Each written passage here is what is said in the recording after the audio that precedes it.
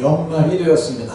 연말이 되면 밤늦게까지 이어지는 회식이 많은 시절이죠.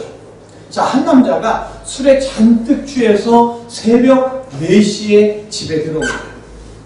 그 모습을 보고 있던 아내는 화가 머리 끝까지 치솟아서 남편을 향하여 막 소리 지릅니다. 당신 정말 너무하는 거 아니에요? 왜 새벽 4시가 넘어서 들어오는 거예요? 그랬더니 술에 취한 남편이 귀찮다는 듯이 이렇게 대답했답니다. 몰라. 이 시간에 문 연 데가 여기밖에 없어. 자, 갈 곳 없어서 어쩔 수 없이 집에 온 건가요? 이 남자 집에서 형통할 수 있겠나 싶은데요. 자, 혹시 이 자리에 앉아있는 성도 여러분, 갈 데가 없어서 오신 분? 그런데요, 솔직히 말하자면 우리는 갈 데가 없어서 여기 온 거예요. 예수님이 아니면 우리가 갈 곳은 없는 줄 믿습니다.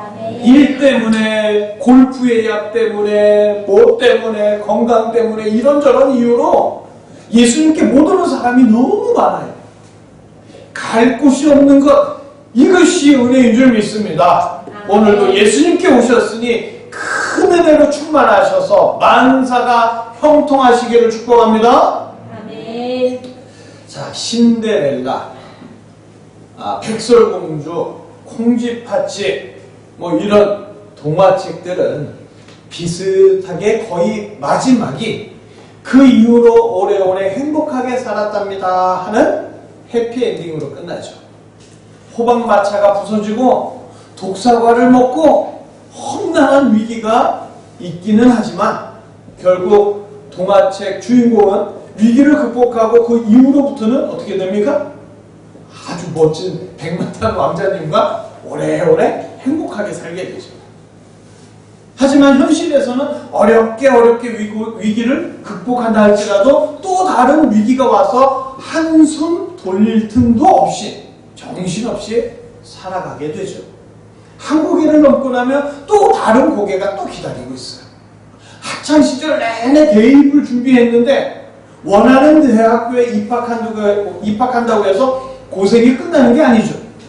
그때부터는 입시전쟁을 벗어났더니 취업전쟁에 발을 들이게 되는 거예요. 현실에서는 동화책처럼 뻔한 결말은 없습니다. 잠시 숨 고를 때가 있어도 돌다리도 두드리는 심정으로 의심을 품고 항상 긴장을 해야 됩니다. 불안하게 흔들리는 미래에 의심의 요소를 조금이라도 덜어낼 수 있다면 종교를 막론하고 기도를 많이 쌓아두어야 할 거예요. 동화책처럼 오래오래 형통하는 삶을 위해 경제도 건강도 대인관계도 항상 긴장하며 준비하는 게 필요할 겁니다. 그래서인지 인생은 언제나 피곤하기 짝이 없습니다. 자, 그런데 오늘 성경에 오래오래 행복하게 형통하는 인물이 나옵니다. 바로 사자굴을 극복하고 제자리로 돌아온 다니엘이죠. 다리오 왕이 조서를 내려서 사자굴에서 다니엘을 건져 올린 하나님을 막 높이고 찬양하더니 그 다니엘이 다리오 왕의 시대뿐만 아니라 그 다음 고레스 왕의 시대까지 다니엘이 형통했더라 하는 기록이에요. 자, 일단 다니엘이 사자굴을 잘 극복했다고 쳐요.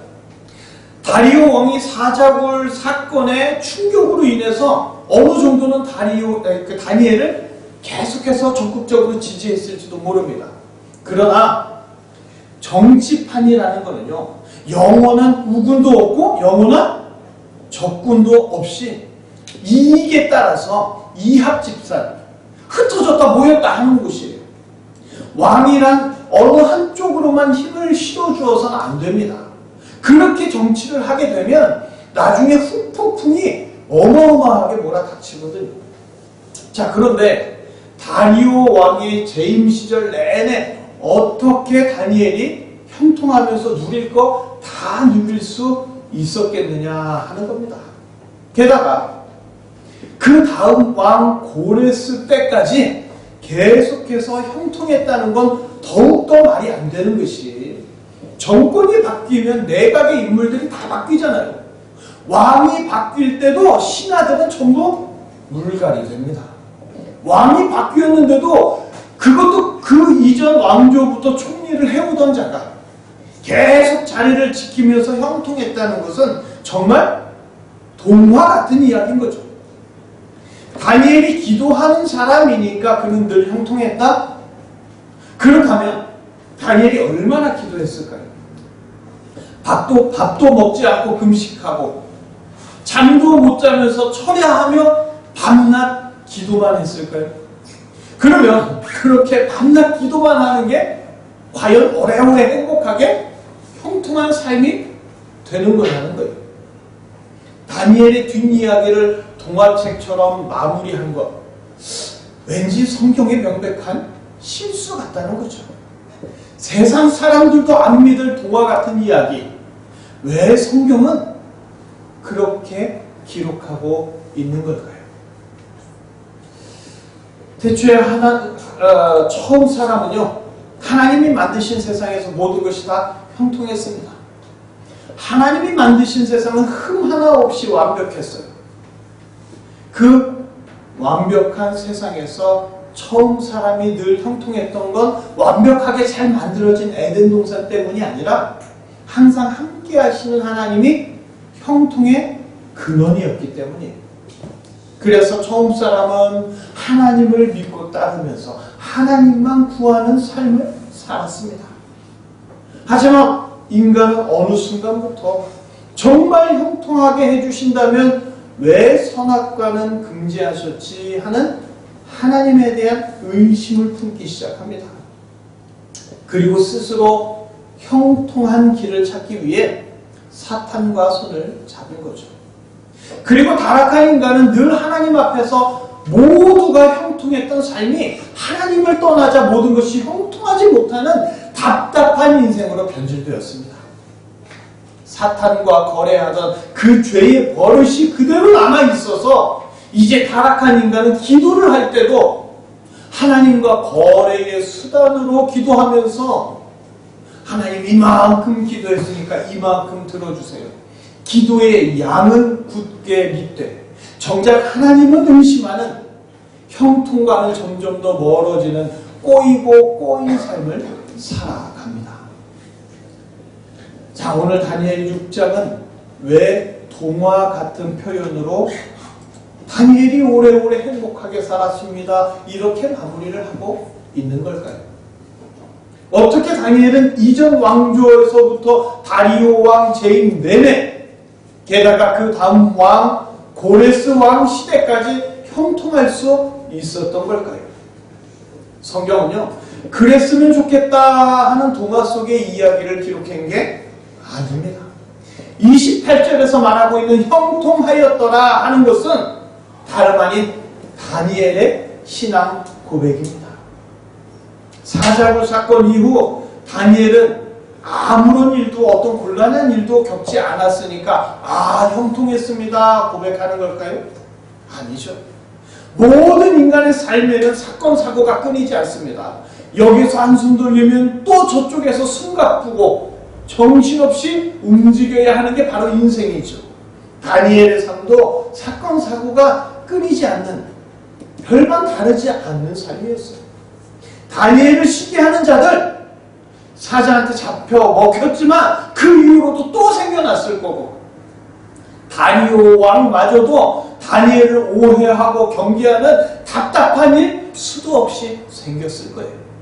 그러나 다니엘은 어릴 적부터 지켜주시고 그를 민첩하도록 해주시고 아무런 흠이 없도록 해주시고 왕의 금령이 내려도 고난 너머의 축복을 보며 감사하며 계속 기도하게 해주시고 사자굴에 들어가서는 편안히 쉬도록, 사자를 만났을 때는 능력의 팔에 안기도록 놀랍게 역사하시는 하나님을 굳게 믿었기 때문에 다니엘은 변함없이 역사하시는 하나님께 기도하며 형통한 삶을 살 수 있었습니다. 형통하게 해주시는 하나님을 지금껏 체험해 왔고 앞으로도 형통케 해주실 하나님을 믿었기 때문에 다니엘은 그 하나님과 깊이 교제하며 기도하는 것을 결코 멈출 수 없었어요. 다니엘의 기도는요, 주술적인 기도가 아니었습니다. 하나님이 좋아서 오직 하나님을 찾는 기도였고, 그렇게 하나님께 기도하는 다니엘, 형통할 수밖에 없었는 줄 믿습니다. 아멘.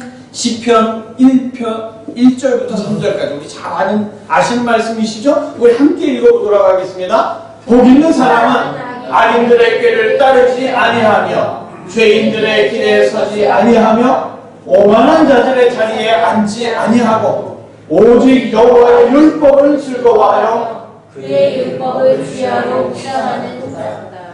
그는 시냇가에 심은 나무가 철을 따라 열매를 맺으며 그 잎사귀가 마르지 아니함 같으니 그가 하는 모든 일이 다 형통하리로다. 아멘.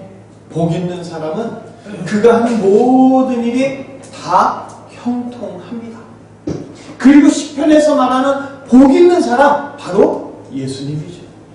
인간은 타락해서요, 반드시 악인들의 꾀에 넘어가고요, 반드시 죄인들의 길에 서게 돼 있고, 반드시 오만한 자리에 앉으면서 여호와의 율법을 지키지 못해서 어떤 의의 열매도 없이 형통한 삶 대신에 지옥의 형벌을 받아야 합니다.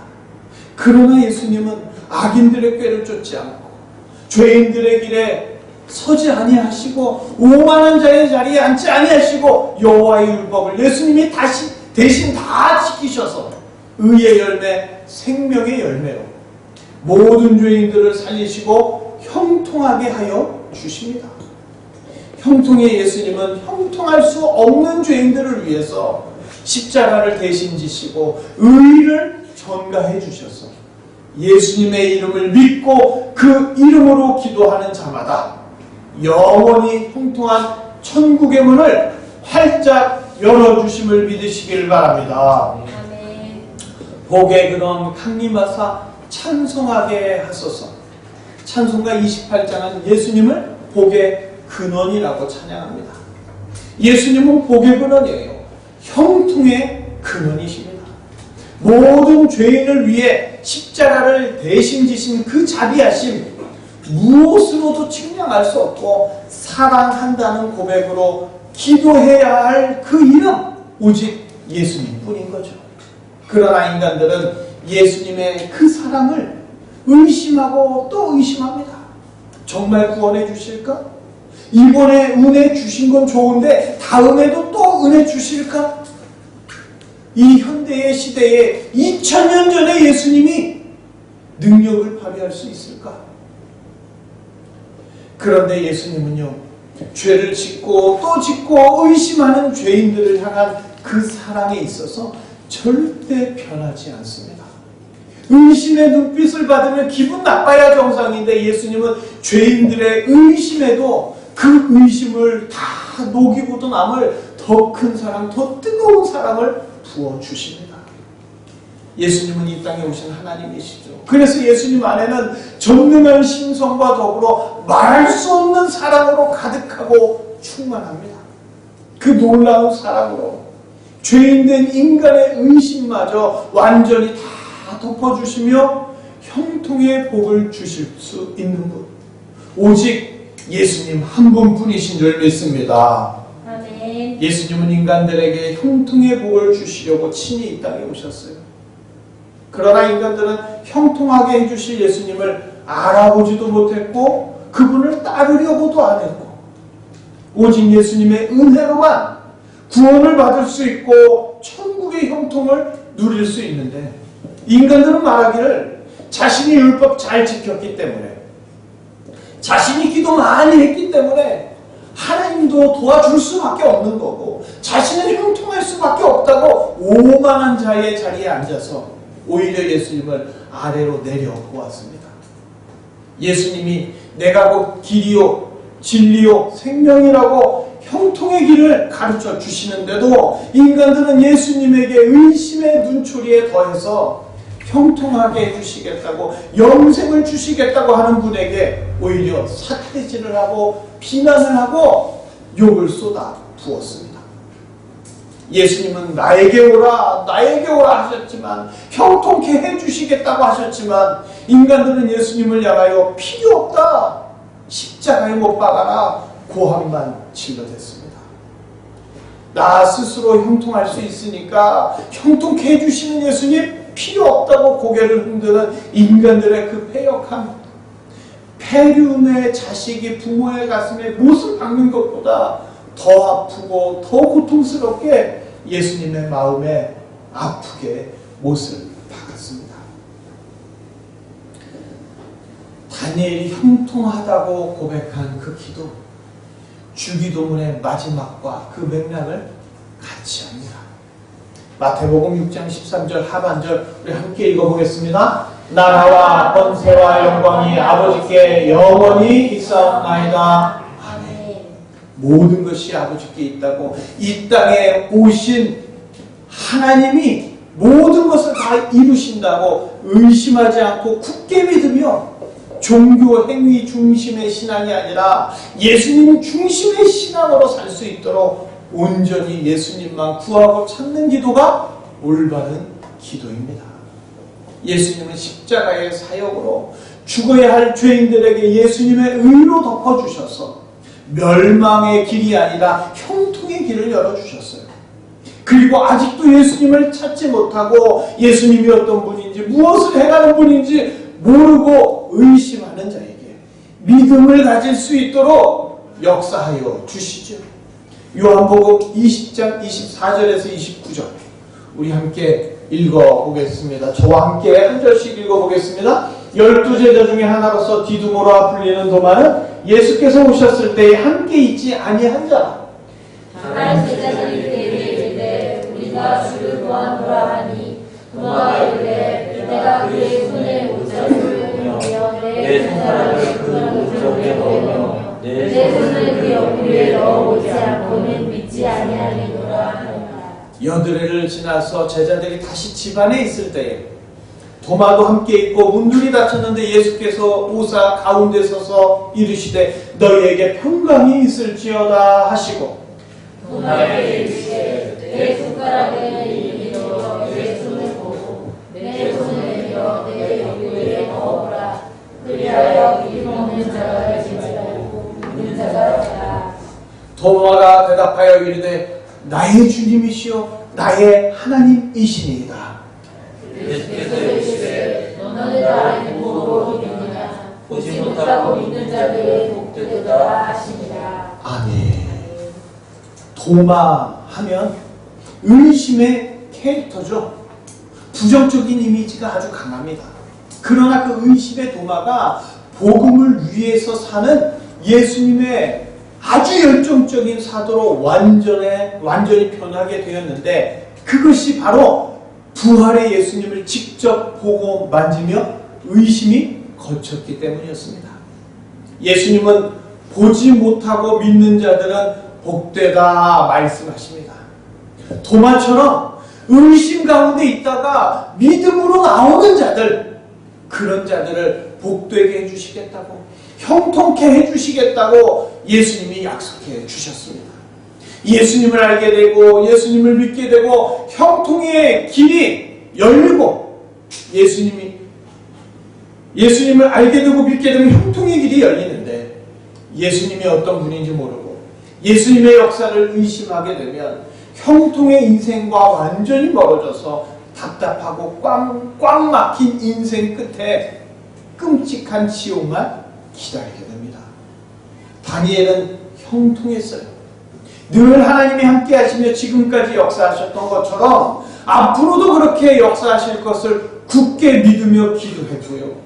지난 날을 되돌아볼수록 하나님의 분명한 손길을 부정할 수 없기 때문에 더욱 하나님께 감사해서 하나님만 구하며 기도할 때, 다니엘은 형통의 삶에서 조금도 벗어나지 아니하고 그 형통의 길을 꽃길 걷듯 걸어간 줄 믿습니다. 다니엘이 엄청나게 많이 기도해서 형통했던 게 아니에요. 하나님의 은혜로 다니엘은 형통했습니다. 그래서 다니엘은 형통의 하나님을 더 가까이 하고 싶었고 더 깊이 사랑하고 싶었고 더 알고 싶어서 기도했습니다. 이제 그 형통의 하나님이 친히 이 땅에 내려오셨어요. 예수님을 알고 싶고 예수님을 사랑하고 싶고 예수님께 가까이 하고 싶어서 예수님을 기도하는 자는 다니엘처럼 형통한 삶을 살게 됩니다. 형통의 근원이 되시는 예수님을 믿는 만큼 의심은 사라지고 형통의 복은 선명해집니다.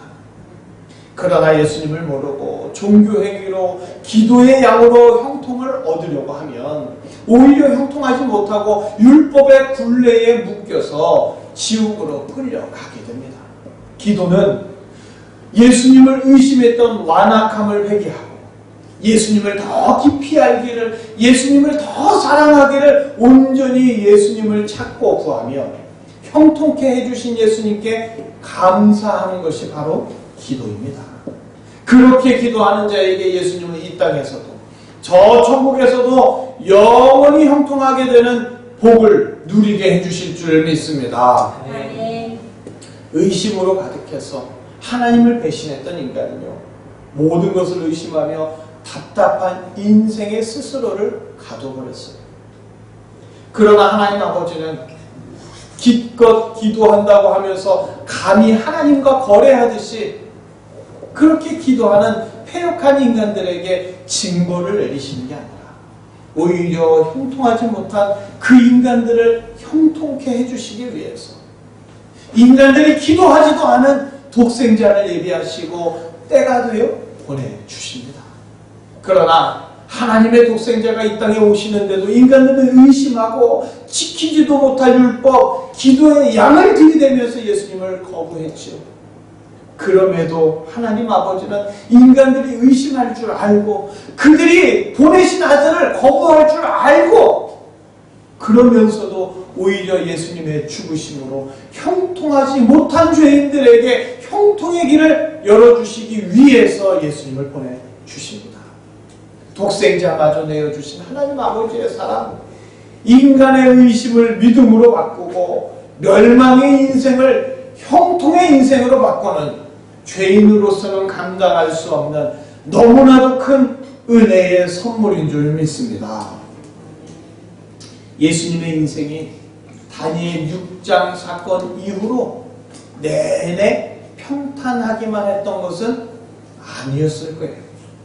그러나 다니엘은 함께 하시는 하나님으로 언제나 형통할 것을 믿어 의심치 않았습니다. 무슨 일을 당하든지 다니엘은 하나님을 찾았어요. 하나님이 어디 계시는지, 하나님이 어떻게 역사하시는지, 하나님이 무엇을 원하시는지. 다니엘의 기도는 언제나 하나님이었습니다. 다시 시기하는 신하들이 생겨서 또 사자굴에 들어가게 될 때라도 다니엘은 하나님이 어떻게 역사하셨는지 정확하게 기도하고 있었기 때문에 하나님을 분명하게 믿는 다니엘에게는 또다시 사자굴에 들어가는 것이 애완동물이 늘어나는 형통의 기회가 되었을 뿐입니다. 왕권이 바뀌면서 칼바람이 불 때도 민첩하게 흠이 없게 다니엘을 인도해 주신 하나님을 바라보는 다니엘에게 새로운 왕의 눈에 띄고 새 왕이 찾을 수밖에 없는 형통의 기회로 다니엘은 생각했습니다. 하나님만 바라볼 때 다니엘의 인생은 어떤 일이 생기더라도 형통할 수밖에 없었어요. 왜냐? 형통의 하나님이 함께 계신다는 것을 믿음으로 알았기 때문입니다. 형통할 수밖에 없었기 때문에 다니엘은 더욱 기도하며 하나님만 바라보았습니다. 그리고 고레스 왕 때에 이르러서 기도의 사람 다니엘에게 큰 영향을 받았던 고레스 왕은 포로된 이스라엘 백성들을 포로로부터 귀환할 수 있게 해주는 형통의 역사가 놀랍게 일어나게 되었습니다. 오실 하나님, 오직 하나님, 오실 그리스도를 기도한 다니엘의 기도, 오고 오는 모든 세대에 기도하는 자들이 배워야 할 형통의 기도인 줄 믿습니다. 아멘. 오래오래 행복하게 살았답니다. 세상 사람들은 동화책에서나 나오는 허무맹랑한 말로 알고 있습니다. 이 세상에서는 위기의 사건들이 끊임없이 이어지기 때문에 오래오래 행복하게 살았답니다. 이건 그냥 동화책 속에 나오는 이야기로만 치부해버리죠. 한순간이라도 의심의 끈을 놓으면 사자굴은 물론이고 더 심한 위기에도 순식간에 빠질 수 있는 것이 이 시대 사람들이 살아가고 있는 인생입니다. 그러나 모든 위기를 해결하시는 전능자가 함께 하신다면 그렇게 의심하며 나를 세우지 않아도 되지 않겠습니까? 오래오래 행복하게 현실에서 이루어질 수 없는 그 허망한 이야기를 동화책이 그냥 말하고 있는 게 아니에요. 영원히 행복한 삶, 모든 믿는 자들에게 허락되는 영원한 형통의 복, 바로 예수님으로 인하여 저 천국에서 완전히 이루어지죠. 이 진리의 말씀이 전해졌을 거예요. 근데 전해지다가 어느 순간 잃어버리게 되면서 동화책에서나마 그 진리의 내용이 어렴풋하게 남게 된 것 아닐까요? 이 세상에 뻔한 결말은 없어서 돌다리도 두드리는 의심하는 심정으로 긴장하면서 매 순간을 살아야 할 것 같으십니까? 누구든지 예수님을 찾고 구하는 자는 예수님과 더불어 매우 당연한 듯이 형통의 삶을 살게 될 줄 믿습니다. 예수님의 손길을 의심했을지라도 그 의심마저도 용서하시는 예수님께 다시 엎드려 예수님만 있으면 된다고 예수님만 구하는 자에게 예수님은 언제든지 형통의 삶을 선물해 주십니다. 그러나 예수님을 계속 의심하면서 예수님께 나오지 않으면 유일한 형통의 길에서 벗어나서 절망의 낭떠러지에 떨어지는 안타까운 인생이 될 뿐입니다. 성도는 형통의 삶을 사는 사람입니다. 성도의 삶은 언제나 형통의 연속입니다. 그런데 세상 사람들은 도대체 니네가 뭐가 그렇게 형통하냐? 반문하죠. 세상 사람들과 전혀 다를 것이 없이 사는 것 같은데 만사 형통한다는 성도를 이해하지 못하는 거죠. 왜냐? 세상 사람들은 예수님을 믿지 못하고 예수님을 보지 못하기 때문이에요. 민첩하게 해주시고 흠이 없게 해주시고 고난이 몰려올 때 그 고난 너머의 축복을 보면서 감사하며 계속 기도하게 하시고 사자굴을 기도의 궁전으로 바꿔주셔서 오히려 편안하게 쉬게 해주시고 무서운 사자를 경온으로 만들어주시는 기가 막힌 형통의 예수님, 하나에서부터 10까지 다 형통하게 해주시는 예수님을 알고 믿는 자와 그 예수님을 모르고 의심하는 자는 겉으로 볼 때는 똑같은 것 같아도 실상 들여다보면 그 인생은 완전한 삶을 살고 있습니다. 형통의 비결 오직 예수님인 줄 믿습니다. 아멘. 다니엘의 기도, 믿음의 기도, 형통의 기도가 곧 예수님만 바라보며 예수님만 찾고 구하는 성도의 기도인 줄 믿습니다. 아멘. 우리는 신앙생활하면서 가끔 착각하는 게 있어요. 평소에 기도를 많이 해놓으면 기도를 적금같이 많이 쌓아놓으면 그 쌓인 기도만큼 형통할 수 있다고 착각합니다. 그러나 기도는 형통을 위한 대가가 아니에요. 내가 많이 기도했기 때문에 예수님이 형통하도록 역사할 수밖에 없다라고 말한다면 그러면 그 예수님은 전능한 분이 아닌 거죠. 기도를 예수님과 거래의 수단으로 생각하는 것 자체가 예수님에 대한 의심이에요. 자, 생각해 보십시오. 고등학교 3학년 딸이 있어요. 근데 이 딸이 집에 와가지고 엄마에게 엄마 오늘 하루 종일 공부하느라고 너무 배가 고파요. 제발 밥을 주세요. 오늘 밥을 안 주면 제가 굶어 죽을 수도 있어요. 제발 밥을 주세요. 싹싹 빌고 있다면 그게 정상이겠습니까? 고3 딸에게 엄마는요 지극히 당연하게 정성껏 밥을 차려주시는 사랑하는 엄마예요. 예수님은 인간의 부모보다 더 크고 변하지 않는 사랑으로 지금도 우리를 죄인의 길에서 형통의 길로 인도해 주시기를 원하십니다. 그런데 이런 예수님께 내가 이만큼 기도했으니까 이 일은 저렇게 저 일은 저렇게 해주셔야 한다고 하면 그건 정상이 아닌 거죠. 우리는 형통의 예수님을 늘 의심하며 믿지 못했다고, 예수님이 어떤 분인지 알지 못했다고 회개해야 합니다. 그리고 우리의 기도는 예수님 사랑합니다 하는 사랑의 고백이어야 합니다. 무슨 일을 만나든지 만사형통하는 것은 놀라운 예수님의 은혜입니다. 우리는 그 은혜에 감사해야 합니다. 이것이 우리의 기도인 거죠.